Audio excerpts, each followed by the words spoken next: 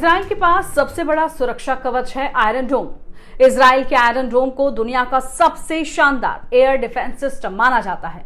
Iron डोम को दुश्मनों के खिलाफ इजराइल का सबसे भरोसेमंद साथी माना जाता है। दुश्मन देश से इजराइल की तरफ से आ रहे 90% रॉकेट, मिसाइल, ड्रोन जैसे हथियार को यह धरती पर पहुंचने से पहले ही हवा में ही खत्म कर देता है। इजराइल ने आयरन डोम के जरिए ही ईरान और हिजबुल्लाह की कई मिसाइलों और ड्रोनों को हवा में मार गिराया है। इजराइल पर हालिया समय में ईरान, लेबनान और गाजा से लगातार ड्रोन, मिसाइल और रॉकेट भी दागे गए हैं, लेकिन उसका एयर डिफेंस इन हमलों को फेल करता रहा है। मगर ईरान और हिजबुल्लाह जिस तरह से उस पर मिसाइलों से हमले कर रहे हैं, उसकी पोल खुलती हुई नजर आ रही है। कई बार तो ईरान और हिजबुल्लाह की मिसाइलों को रोकने में आयरन डोम चूक भी गया है। ऐसे में देखने को मिला जब 19 अक्टूबर को इजराइल के प्रधानमंत्री बेंजामिन नेतन्याहू के निजी आवास को ड्रोन से निशाना बनाने की कोशिश की गई। इजरायली सेना ने बताया कि लेबनान से लॉन्च किया गया ड्रोन के इमारत से टकराने के बाद धमाके की आवाज सुनी गई।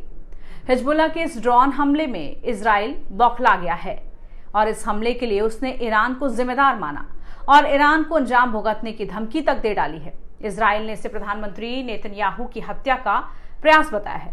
हमले के दौरान नेतन्याहू और उनका परिवार वहां मौजूद नहीं था। ड्रोन सेसरिया की एक इमारत पर जा गिरा। इस अटैक में कोई हताहत नहीं हुआ। प्रधानमंत्री नेतन्याहू ने बाद में एक बयान में हमले में घर को निशाना बनाए जाने पर प्रतिक्रिया देते हुए सीधे ईरान को जिम्मेदार ठहराया था। ईरान के जिन एजेंटों ने आज मेरी और मेरी पत्नी की हत्या करने की कोशिश की, उन्होंने भारी गलती की है। जो कोई भी इजराइल के नागरिकों को नुकसान पहुंचाने की कोशिश करेगा, उसे भारी कीमत चुकानी पड़ेगी। हालांकि इस हमले के लिए ईरान को जिम्मेदार ठहराने के बाद हिजबुल्लाह ने नेतन्याहू के आवास पर हाल ही में हुई ड्रोन अटैक की जिम्मेदारी ले ली है। हिजबुल्लाह ने एक बयान जारी कर इस हमले की जिम्मेदारी ली है। बयान में आतंकी संगठन ने कहा कि हम नेतन्याहू को निशाना बनाने वाले ड्रोन ऑपरेशन की पूरी जिम्मेदारी लेते हैं। ऐसे में सवाल उठ रहा है कि हिजबुल्लाह के ड्रोन इजराइल के आयरन डोम और एरो मिसाइल डिफेंस सिस्टम को मात देकर नेतन्याहू के आवास जैसी अहम जगह तक पहुंचने में कैसे कामयाब हुए। तो इसकी वजह यह बताई जा रही है कि हिजबुल्लाह ने बीते कुछ समय से अपनी हवाई क्षमताओं को काफी विकसित किया है। इस तरफ उन्होंने काफी ध्यान भी दिया है। यरूशलेम पोस्ट की एक रिपोर्ट के मुताबिक हिजबुल्लाह ने खास तौर से मानव रहित हवाई वाहन पर ध्यान दिया है, जिससे हिजबुल्लाह की हवाई ताकत काफी बड़ी है।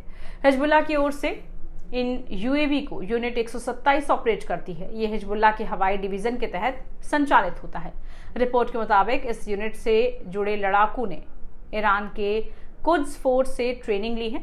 हाल ही के सालों में हिजबुल्लाह की इस यूनिट ने लेबनान की बेका घाटी से अतिरिक्त स्थानों तक बड़े ड्रोन के लिए अपने भंडार स्थलों, लॉन्चरों और रनवे का विस्तार करने में कामयाबी हासिल की है। रिपोर्ट के मुताबिक हिजबुल्लाह के यूएवी या ऑप्टिकली या फिर जीपीएस से चलते हैं। इतना ही नहीं, हिजबुल्लाह के पास जो कुछ मीटर की सटीकता से लक्ष्य को भेदने में सक्षम ड्रोन भी है। हिजबुल्लाह अक्सर बड़ी संख्या में ड्रोन एक साथ लॉन्च करके इसका पता लगाने वाली प्रणालियों को फेल करने की कोशिश करता है। इसमें कई दफा उसे कामयाबी भी मिल जाती है, जो कई मौकों पर इजराइल के लिए एक बड़ी चुनौती भी बन जाते हैं। नेतन्याहू के आवास की तरफ ड्रोन भेजकर भी उसने इजराइल को एक तरह से बड़ी चुनौती दी है, जिससे टकराना अब इजराइल के लिए स्वाभिमान का सवाल बन गया है। इस तरह के तमाम वीडियो और देश दुनिया की तमाम बड़ी खबरों के लिए आप देखते रहिए टाइम्स नाउ भारत डिजिटल। नमस्कार।